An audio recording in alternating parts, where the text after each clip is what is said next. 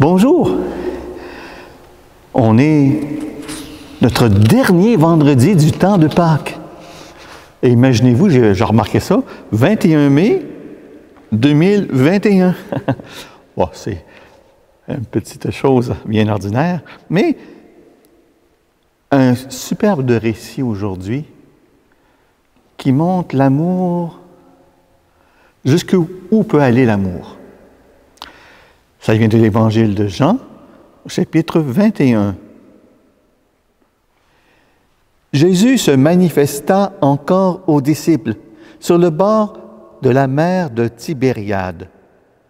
Quand il eut mangé, Jésus dit à Simon-Pierre, « Simon, fils de Jean, m'aimes-tu vraiment plus que ceux-ci? » Il lui répondit, « Ben oui, Seigneur, tu le sais, je t'aime. »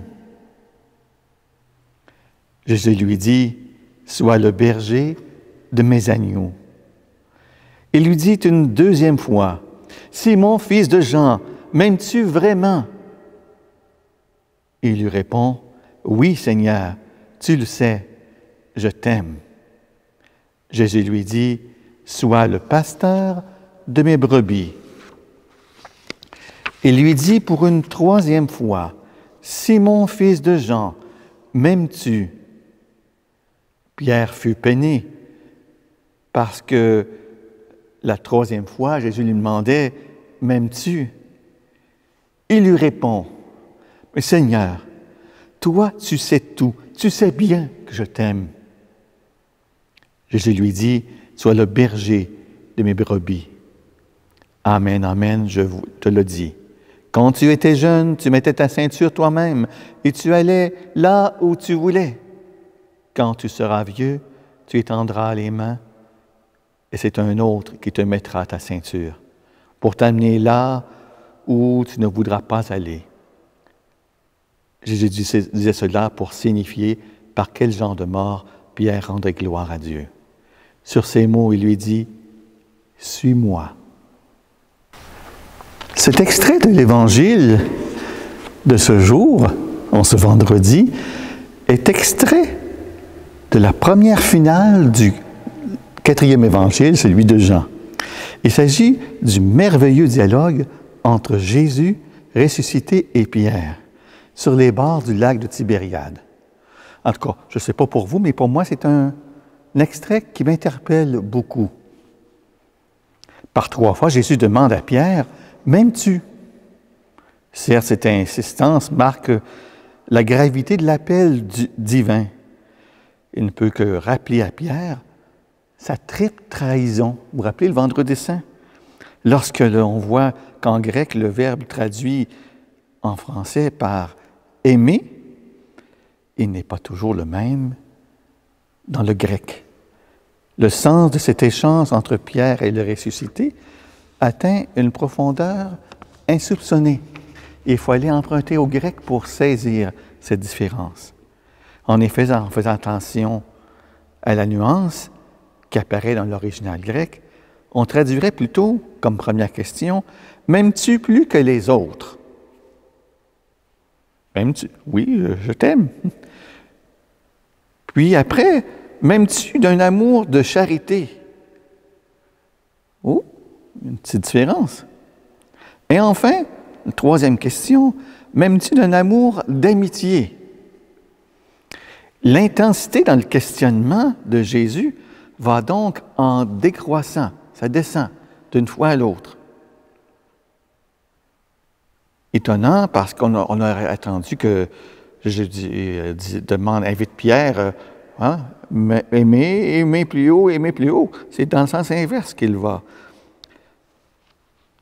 Et à aimer d'un amour naturel d'amitié, ensuite d'un amour surnaturel de charité.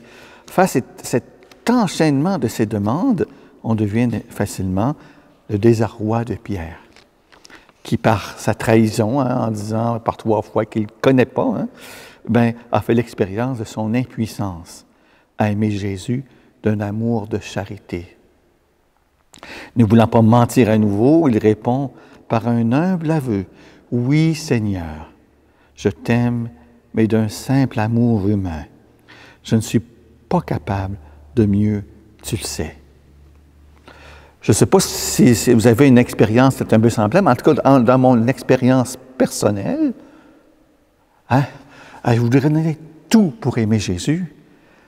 Mais il y a des journées, peut-être parce que je suis épuisé, puis tout et tout, d'un amour humain, oui, je vais aimer Jésus. C'est moins puissant parfois dans ma manière d'aimer.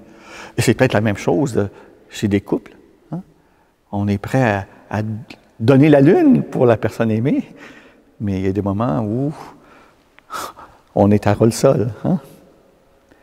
À chacun de ses aveux d'impuissance, mais qui sont autant de déclarations de son désir d'aimer en vérité, mais Jésus répond en confiance à Pierre le soin de ses brebis. On comprend alors que par ces 3 questions qu'il lui adresse, Jésus n'a pas du tout l'intention d'accuser Pierre en référence à sa triple trahison. Alors pour Jésus, c'était déjà pardonné. Jésus ne veut enfermer personne dans son péché, ni toi ni moi, mais au contraire, de lui en libérer. Jésus met Pierre devant son désir de l'aimer de tout son cœur, de toute son âme, de toute sa force, mais également devant son incapacité à le réaliser par ses propres forces. Il a besoin de cette force de l'Esprit Saint qu'on fête avec la Pentecôte dans à peine 2 jours. Il s'agit ici pour Jésus de sortir Pierre de sa culpabilité en réveillant en lui le désir de le suivre. La seule chose que Jésus ajoute à cela, c'est de permettre à Pierre de reconnaître que sans son aide, il ne pourra y arriver par lui-même. Il lui dit, « Paie mes brebis. En vérité, je te le dis, quand tu étais jeune, tu nouais ta ceinture et tu allais où tu voulais. Lorsque tu seras devenu vieux, tu étendras les mains et un autre te nouera ta ceinture et te conduira là où tu ne voudrais pas. » Cette phrase a été comprise comme une prophétie de la mort dont le premier des apôtres glorifierait le Seigneur.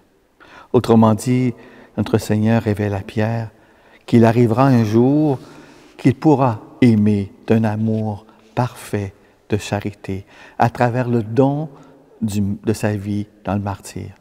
Mais ce n'est que par la grâce de celui qui lui aura passé la ceinture et conduit au lieu du témoignage, d'où spontanément sa volonté humaine l'avait éloigné durant la passion. D'ici là, Jésus se contente bien de son pauvre amour humain, dans la mesure où Pierre s'en sert de tremplin pour aller plus loin. Jésus lui dit simplement, « Suis-moi ». C'est sur ce chemin de l'amour, de charité, qui consiste à tout donner et à se donner soi-même, que Pierre s'est confié à la suite de son Maître, dans la force de l'Esprit Saint. Et ce second appel que Jésus adresse à son apôtre est d'autant plus décisif qu'il est enraciné dans l'expérience éprouvante de la fragilité du disciple, mais aussi dans la fidélité inconditionnelle de son Maître.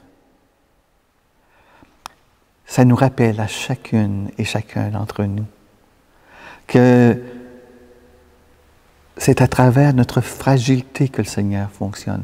Ça me fait penser à la prière pour l'onction des malades. On nous dit que le Seigneur agit à travers la fragilité. Bien, c'est à travers la fragilité de notre quotidien que le Seigneur veut agir. Et c'est en comptant sur la fidélité inconditionnelle de Jésus, sur sa fidélité, que nous pourrons continuer. Prions. En ce jour, Seigneur, nous voulons prendre à notre compte cet appel que tu adressas à Pierre. Fais-nous éprouver combien, par nous-mêmes, nous sommes incapables de t'aimer comme nous le désirons. À travers ton « suis-moi », puissions-nous réentendre les paroles de l'Écriture Il est fidèle, le Dieu qui t'appelle. C'est encore lui qui accomplira cela pour nous appuyer dessus chaque jour de notre vie. Ô toi, Esprit Saint, éclaire-nous en ce jour où nous nous préparons à cette belle fête dimanche. Prépare-nous à être attentifs à ta présence légère dans nos vies. Cette présence qui parfois nous arrive de manière forte, mais présence continuelle.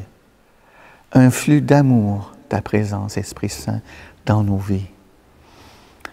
À la suite de Jésus, fais-nous saisir cet amour inconditionnel de Jésus pour chacun d'entre nous. Oui, viens, Esprit Saint, éclaire-nous. Amen. Alléluia. Que le Seigneur vous bénisse en ce beau vendredi. Bonne journée. Bon vendredi.